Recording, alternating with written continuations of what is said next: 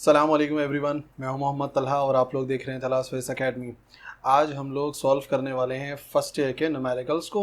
और first year के numericals को अगर आप लोग फॉलो कर रहे हो तो आपको पता है कि हम लोगों ने चैप्टर नंबर 3 स्टार्ट कर दिया था।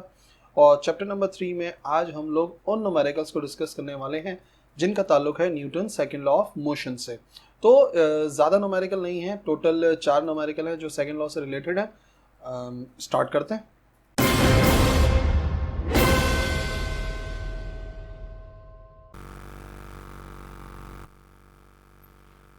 जो क्वेश्चन नंबर 5 है वो है Newton second law of motion से, जिसमें कहा गया है कि एक हेलीकॉप्टर है जिसका वेट है 3920 न्यूटन और कैलकुलेट करनी है हमें अपवर्ड फोर्स ऑन इट अगर वो ऊपर की तरफ उठ रहा है 2 मीटर पर सेकेंड स्क्वायर की एक्सेलरेशन के साथ। ये है पहला केस। और जो सेकेंड पार्ट है उसमें लिखा है what will be the force on helicopter, मतलब कितनी फोर्स होगी उसी हेलीकॉप्टर के ऊपर अगर वो ऊपर जा रहा होगा कांस्टेंट स्पीड जो कि है 4 मीटर पर सेकेंड। तो डेटा क्लियर है, वेट है 3920 न्यूटन और पहले पार्ट में एक्सेलरेशन है 2 मीटर पर सेकेंड स्क्वायर और अपर डायरेक्शन में है। और सेकेंड पार्ट में वेलोसिटी गिवन है 4 मीटर पर सेकेंड और वो भी ऊपर की तरफ ही उठ रहा है helicopter. Value of g 9.8 metre पर सेकेंड स्क्वायर होती है और दोनों ही सूरतों में हमें अपवर्ड फोर्स को कैलकुलेट करना है। सबसे पहले फाइंड कर लेते हैं मास ऑफ हेलीकॉप्टर और वो किस तरह से आएगा। W is equal to mg होता है तो m बराबर आ जाएगा W अपॉन g। वेट है 3920 न्यूटन तो उसको डिवाइड करा देते हैं g की वैल्यू, यानी कि 9.8 से तो हो जाएगा 400 किलोग्राम। तो पहला पार्ट, नेट फोर्स याद रखो हमेशा बड़ी फोर्स में से छोटी फोर्स को माइनस करते हैं। अगर हेलीकॉप्टर रुका हुआ होता तो मैं कहता कि वेट और जो अपवर्ड फोर्स है वो दोनों बराबर है, लेकिन अगर हेलीकॉप्टर ऊपर की तरफ उठ रहा है तो इसका मतलब ये है कि जो अपवर्ड फोर्स है वो वेट से ज़्यादा है और अगर वो ज़्यादा है तो नेट फोर्स कैलकुलेट करने का यही तरीक़ेकार है, बड़ी फोर्स में से माइनस कर दो छोटी फोर्स। तो ठीक है, नेट फोर्स एम ए आ गया और एम ए बराबर आ जाएगा आर माइनस डब्ल्यू। और अगर सिर्फ आर की वैल्यू कैलकुलेट करनी है तो डब्ल्यू दूसरी तरफ जाके प्लस हो जाएगा एम ए प्लस डब्ल्यू। और मास है 400, एक्सेलरेशन है पहले पार्ट में 2 और वेट है 3920 न्यूटन। तो 400 मल्टीप्लाई बाय 2 800 और ऐड किया तो ये आ गया 4720 न्यूटन। ये है पहले पार्ट का आंसर। सेकंड पार्ट, अब अगर वो हेलीकॉप्टर ऊपर की तरफ उठ रहा है कांस्टेंट स्पीड के साथ, देखो 4 हो चाहे 10 हो चाहे 100 हो, अगर उसकी स्पीड कांस्टेंट है देन एक्सेलरेशन बराबर होगा 0 के। और अगर एक्सेलरेशन 0 के बराबर है, ठीक है, अगर ये एक्सेलरेशन की वैल्यू 0 के बराबर हो जाए तो रिएक्शन और वेट दोनों बराबर हो जाएंगे, यानी कि जो अपवर्ड फोर्स होगी वो बराबर होगी उसके वेट के, दैट इज 3920 न्यूटन।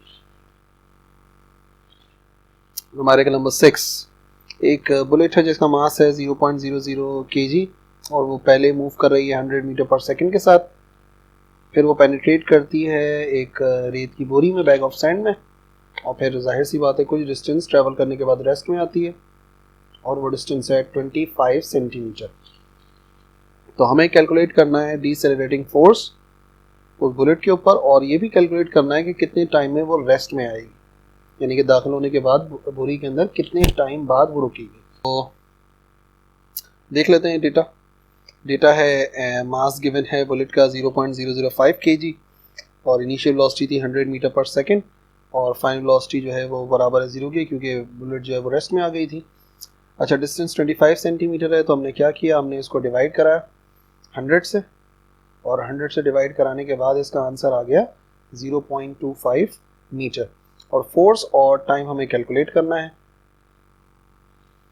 तो प्रॉब्लम यह है कि अगर हमें फोर्स कैलकुलेट करनी है ना तो याद रखो फॉर्मूला तो है F is equal to m a, जो कि Newton second law of motion से आया है।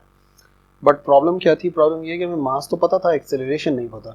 तो एक्सेलरेशन डेटा को देखते हुए अगर हम फाइंड करना चाहते हैं तो हमें एक ही इक्वेशन समझ में आती है और वो है third equation of motion.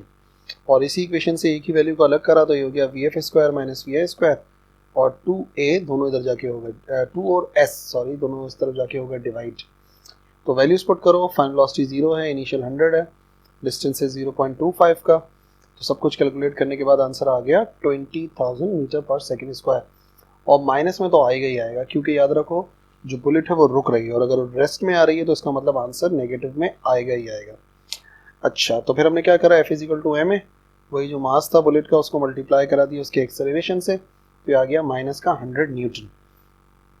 Time को कैलकुलेट करना है तो डेटा के मुताबिक फर्स्ट इक्वेशन ऑफ मोशन सही रहेगी। फाइनल वेलोसिटी बुलेट की 0 थी, इनिशियल 100 और एक्सेलरेशन हम पहले ही फाइंड कर चुके हैं माइनस का 20,000।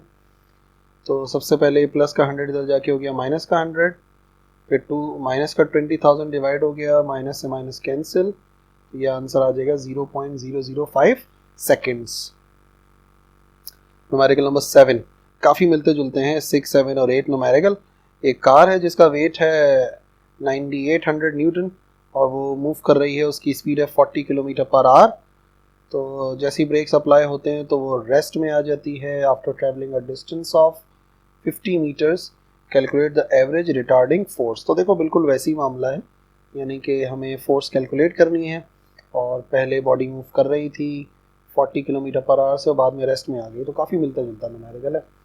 डेटा वही है, वेट आ गया 9800, वेलोसिटी किलोमीटर पर आवर से मीटर पर सेकंड में करना पड़ेगा, किलोमीटर से मीटर में जाने के लिए मल्टीप्लाई बाय 1000 और फिर आवर्स को कन्वर्ट करना है तो डिवाइड बाय 3600, यानी कि 16 to 60 11.11 मीटर पर सेकंड। और कैलकुलेट करनी है हमें फोर्स, वी एफ जाहिर सी बात है 0 है और डिस्टेंस उसने कवर करा 50 मीटर्स का। सबसे पहले मास मालूम करना पड़ेगा, जैसे हेलीकॉप्टर वाले न्यूमेरिकल में किया था। तो m बराबर आएगा W/g, तो 9800 डिवाइड बाय 9.8, तो ये आ गया 1000 किलोग्राम। सबसे पहले वही बात है, F इजिकल टू ma होता है, लेकिन हमें पहले एक्सेलरेशन फाइंड करना पड़ेगा, जो कि फिर दोबारा डेटा के मुताबिक सेम थर्ड इक्वेशन अप्लाई हुई। तो वैल्यूज पुट करी, VF 0 आ गया, VI 11.11, डिस्टेंस था इस मरतबा 50, मल्टीप्लाई करा 100 और ऊपर आ गया 123.4321, और जब डिवाइड कराया तो जाहिर सी बात है कार भी रेस्ट में आ रही है तो उसका भी आंसर माइनस में आएगा, डिसेलरेशन प्रोड्यूस हो रही है 1.234321 मीटर पर सेकेंड स्क्वायर।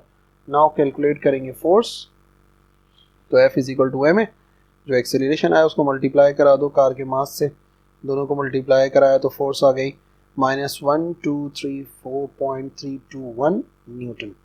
रिटार्डिंग फोर्स है तो यकीनन आंसर आएगा माइनस में। एक और क्वेश्चन है न्यूटन सेकंड लॉ का, क्वेश्चन नंबर 8। एक इलेक्ट्रॉन वैक्यूम ट्यूब में स्टार्ट हो रहा है रेस्ट से, इस मरतबा VI 0 है और फिर एक्सेलरेट किया गया और फाइनल वेलोसिटी उसकी है 6 मीटर पर सेकेंड, और after covering a distance of 1.8 centimetre, और हमें फोर्स कैलकुलेट करनी है उसी तरह से, और मास हमें गिवन है उसका 9.1 10⁻³ किलोग्राम।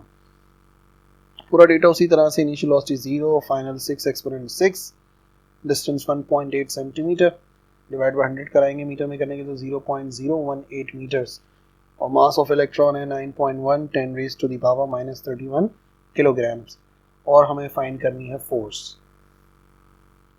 सबसे पहले फिर वही बात आ गई, फोर्स को पता करना है हमें, तो F इजिकल टू ma है, Newton second law of motion, लेकिन पहले पता करना पड़ेगा एक्सेलरेशन, जो कि अगेन डेटा को देखते हुए थर्ड इक्वेशन से सॉल्व किया तो ये आ गया 6 एक्सपोनेंट 6 का स्क्वायर माइनस 0 का स्क्वायर और डिवाइड बाय 2 मल्टीप्लाई बाय 0.018, तो आंसर आया एक्सेलरेशन का कैलकुलेट करने के बाद 10⁻15 मीटर पर सेकेंड स्क्वायर।